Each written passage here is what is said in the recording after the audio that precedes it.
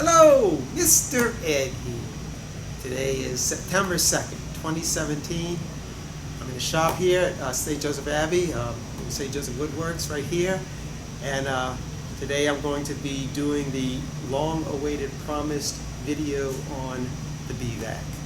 This is the very B-vac that I use. I've been using this same vac for probably 3 or 4 years now.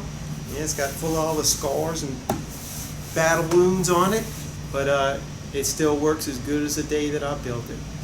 By the grace of God, I'll be a good teacher today and show you the components of this B-vac, and you'll be able to learn how to build one yourself. I'm not actually going to demonstrate the building one, but the components that you can do. I think that before I even start that, I should start with the designs of B-vacs. There's many kinds of vacuum designs for it. This is the one that I've chosen to use. This is one called a Robo design. And what makes this one kind of unique in its own way is that after the bees are vacuumed into the collector box, which would be right here, that the bees will actually crawl up into the brood that you've taken out of the hive. It'll crawl up from the box. Almost all the other B-vacs, you will actually take the bees and dump them over your brood, or you would actually put them on the outside, open them up, and let them go in that way. What I really like about this vacuum is that the ability that the bees aren't outside when you release them, and that they crawl up onto their brood and cover their brood, and you do not dump. When you dump the vacuum bees, you're also dumping all the stuff that you vacuumed with the bees at the same time. Insulation, dirt, just the crud that you don't want to go back into the hive. Also hive beetles, they go in there too. So all this stuff will actually stay in your bottom compartment right here, which to me was one of the really great things about this vac. Of course, now the other one of the immediate negatives you could say about it is just the size of it. It's heavy, it's large, and it does restrict you in that sense. I think that the benefits far outweigh that aspect of what's negative about it. So we're going to start up here at the top, and there's many different ways of powering your vac. I've chosen to use a separate a motor that actually can separate from the vacuum itself. Depending on how you decide on which type of motor that you're going to use will depend on how you're going to actually have to construct your top.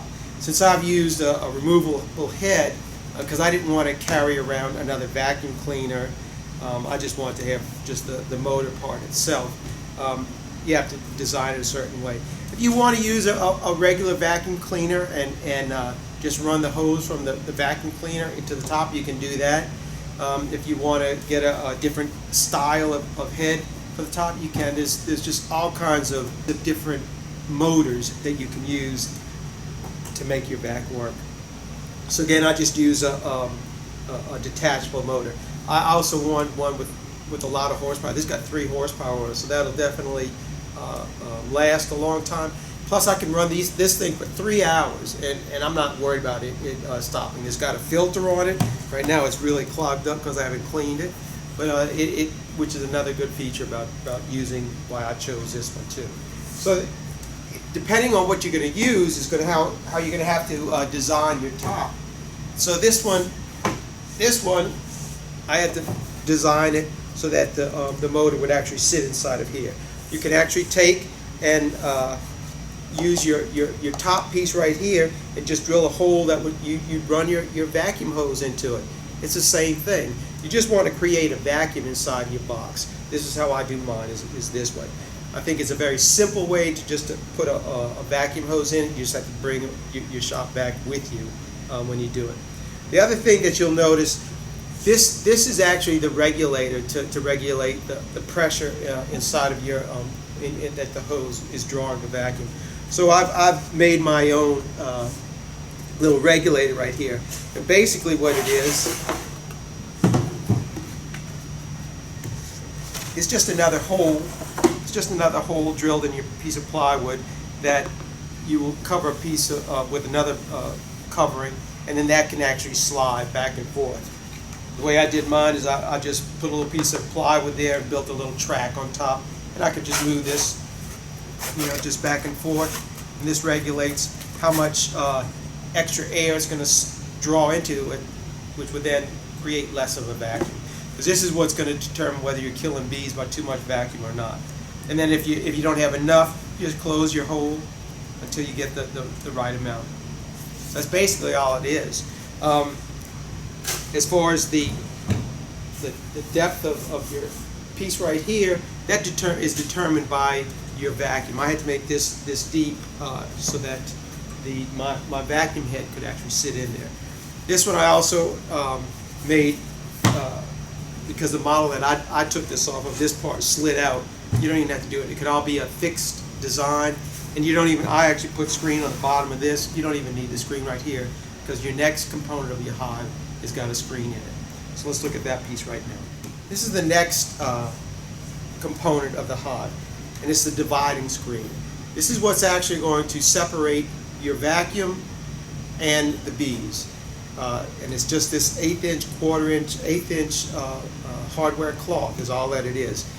And this would be like the tricky build on your bee vac. So to show you how I built this, first thing I'm going to do is I'm going to remove the screen. Now this is the screen that once you have the brood box set on top of your vacuum bee box, this is the screen that you pull out, and it pulls out, and when you do, it then allows the bees that are in the box then in this space now to crawl up onto the brood box, which would be right here. So again, it's just a piece of 1/4 inch.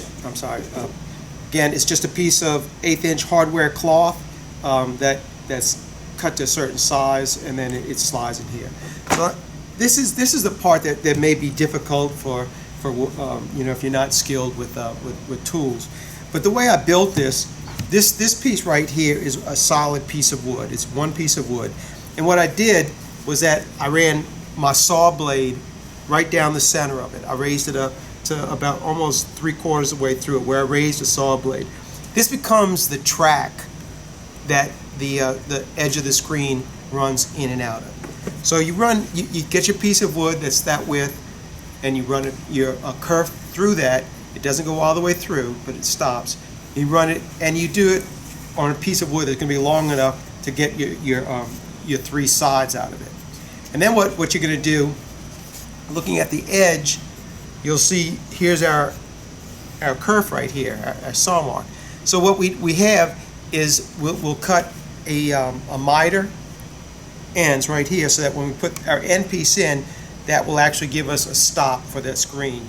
Then I've gone, and that thickness between the grooves, I cut piece of wood that thick, and I actually will then just put them in between. So you have a space. I don't know if the camera's going to be able to show it, but there's a space all the way through that. And this becomes the whole track for which the screen slides on.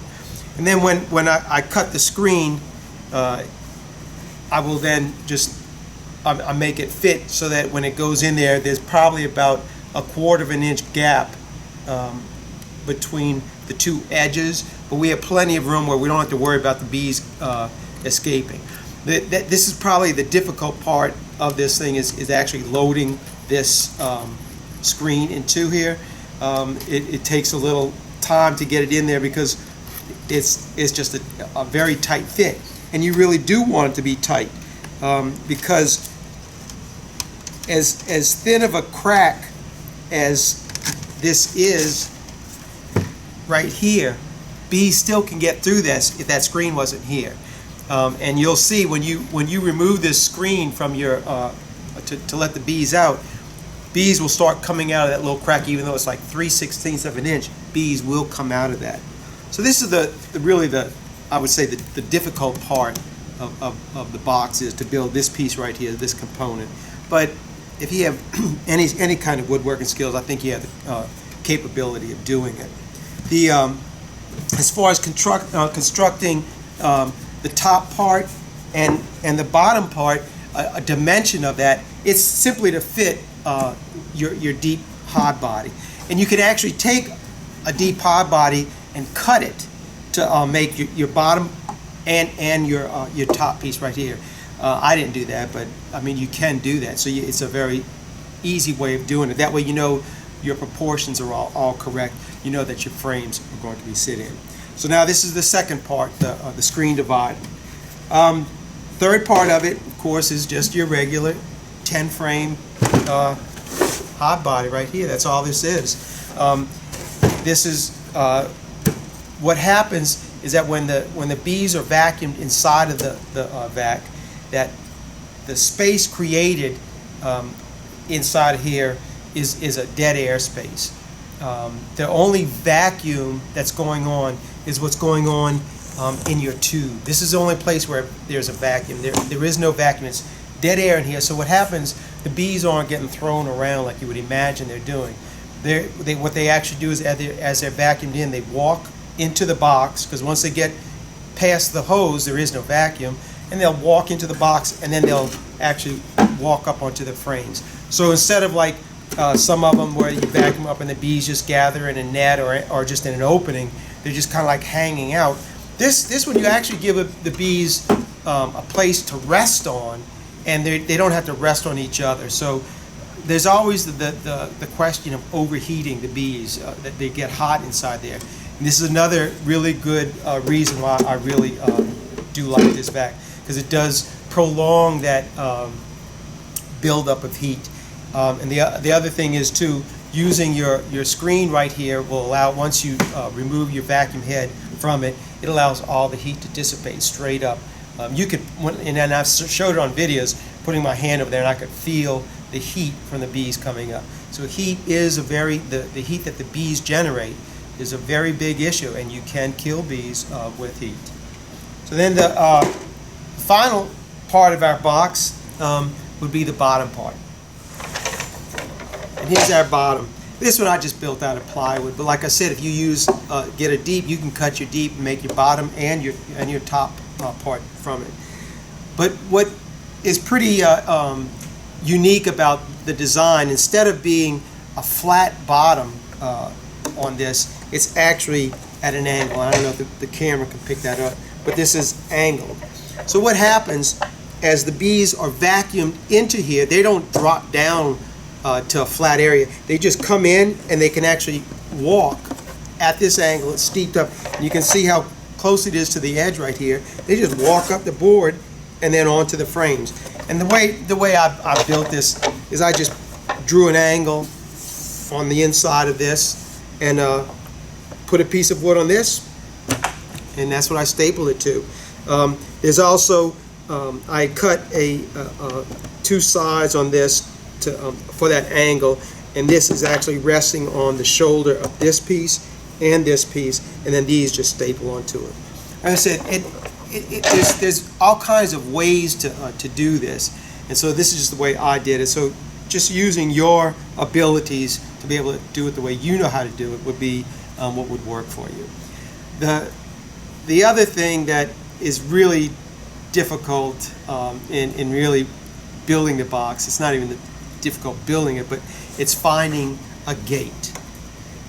What you're going to do is your hose is going to, your vacuum hose is actually going to be attached to the bottom here. So you have to be able to attach this some kind of way to your box. And not only do you have to find a way to attach it, but you have to actually have a gate on it, or closing, the closing ability on that gate. Because when you are vacuuming bees and you turn off your vacuum cleaner, if you don't close the gate, all the bees that are inside, they can start exiting. So this one, and I really do like this kind of gate. This one, you can see, is just a removable gate. I'll pull it out, and then if the camera's going to show it, the opening, and then I'll close this, and I'll just shove it in, and now it's closed. I have not been able to find this gate anywhere. I've looked all over. There's rocket scientist Steve, he's got his design on how he did his. Wreck-It Ralph's got his design on how he did his. So you're just going to have to find whatever means that your hose is going to be attached to your bottom board right here, and that you have a gate that comes out. Now you're gonna find that this gate, that crack that's inside there, will build up a lot of gook in there, and so you have to be able to take this gate out and clean that space in there. Otherwise, when you go to put your gate back in there, it won't close all the way, and if it's not closed all the way, guess what's coming out? Bees. So this is the other part that you need to be aware of. So how about on the selection of hose, the selection of what kind of hose you use? That's also going to determine the size of your opening for your gate that you're going to have to drill into your box. All that, you need to know all that stuff before you actually start putting holes in your wood. So I just used a 2-inch, I believe this is a 2-inch line right here. And I think that my first back that I used, I only used a 1-inch. I like the bigger diameter hose. That's just me. You can use the narrow, the 1.25 inch, the 1-inch. I don't know if it makes any difference. I just like the idea that there's more space in there, because what happens is that when you start vacuuming up gobs of bees that have honey on them, they're going to get clogged up in here. And so the larger diameter hose that you have will enable those bees to not gather up and get stuck together. Because what's going to happen is they'll get stuck inside of the hose, and then you'll lose your vacuum, and you're not going to be vacuuming any bees. So then you'll have to actually blow your hose out or cleaning out and move those bees that are stuck inside of it. And it will happen, trust me, it will happen. So I've decided on using this 2-inch hose right here. This is the one that I think it's 2-inch, it might be 1.5 inches, but I prefer the bigger one. And that there's talk about whether it's smooth as opposed to a ribbed hose, and in my opinion, it doesn't make any difference, because the only vacuum that's going on is in this hose, and those bees are moving through this hose pretty fast. So yeah, they may get bounced around a little bit, but it's not for a long period of time. Yeah, then I want to show you the vacuum on the box. So if you take the box without the vacuum cleaner and running, without the motor running, you can take, and actually it'll separate. You can see how it separates out. So when you turn on the vacuum cleaner though,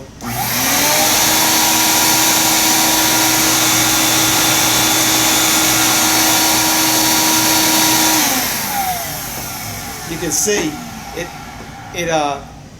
it creates such a vacuum that it'll actually hold this. The whole box will actually hold together. When I'm vacuuming bees, you'll see I've actually got it strapped. I've got a strap that goes across the top of my motor and then into my handles on the side, because I really don't want any chance of the bees to escape. So what the process of actually, what do you do after you vacuum the bees? So at that point, remember I talked about the heat. You really want the heat to escape. So as soon as I can, I want to take the vacuum head off of my bees and let that heat get out of that box. So when we finish vacuuming our bees, I'll remove the head and expose the bees. Now this is the part that's kind of nerve-wracking, because you have to unstrap that strap that was holding everything together, and you don't want your screen right here to move and let all these bees come out, because those bees are going to be very angry. So it's just, you have to be very careful not to disturb this part right here when you take that strap off. So, very carefully you take the strap off, and then you reattach the strap. That's one of the reasons why there's another rib on the center right here for that strap to go across. So you put it back on, your screen back onto your box, and then you put it in the truck, and we come across and we come set it up. So what do you do when you set it up? So you come back, put it on the stand, and at that point it's still just like this. So you're going to grab your box that you've cut all your brood out. So here's your box that you've cut all your brood, and you set it right on top. Your brood would be inside of all these frames right here, and whatever comb you've got in there. It sets right on top of your screen right there. So the only thing that's separating now the bees in the box and the brood on the top is this one little screen right here. That's all that's separating them. So what I do at that point is that this is when I'll generally release my queen. I like to release the queen at this point right here. Let her start crawling on the brood. That is, if I was lucky enough to catch her. And let her escape onto the brood. And at that point, I'll put the regular telescoping cover, inner cover, and then the telescoping cover on top, and it's ready to go. At that point, I'm ready to pull the screen. And what I've learned is that you don't even have to pull the screen out all the way. If you pull it out 3 inches, if you pull it out that far, that's all you need to do, because the bees will come up out into it. And then I'll leave it that way for one day, just one day. I'll leave it that way, and then the next day I'll come and you've seen this on many times on my videos. Well, I actually set up the box. I'll take the brood box. I'll push all this stuff over the side, wherever the stand, where they were positioned on the stand. Push it over. Take the brood box, put it on the screen bottom board, and then I'll take the inner cover and the telescope cover and put it right on top of this. Then I'll empty out whatever bees are left inside of your box right here. I'll take those bees and I'll lock them on the outside, because I'd rather the bees walk into the box than me bounce them to the top. Plus, it's just, I think, an easier procedure to do it that way. So I clean all the bees up, and then the hive is set up. Well, I hope that really helps to understand, and maybe you can build one of these boxes yourself. Like I said, the whole design is I think, a better design as far as not dumping your bees and allowing your bees to go up. There's very, very small kill ratio due to the vacuuming, and you'll see, and I've showed it on videos before, that I just show exactly how many bees were killed in this, and there's very, very few bees that are killed in here. But what you'll find a lot in here are hive beetles and all the trash that you vacuumed up from the hive. So that's all I have for you today. Thank you for watching. Keep on watching, and I'll be making more. God bless. Mr. Ed. I'm out of here until the next video.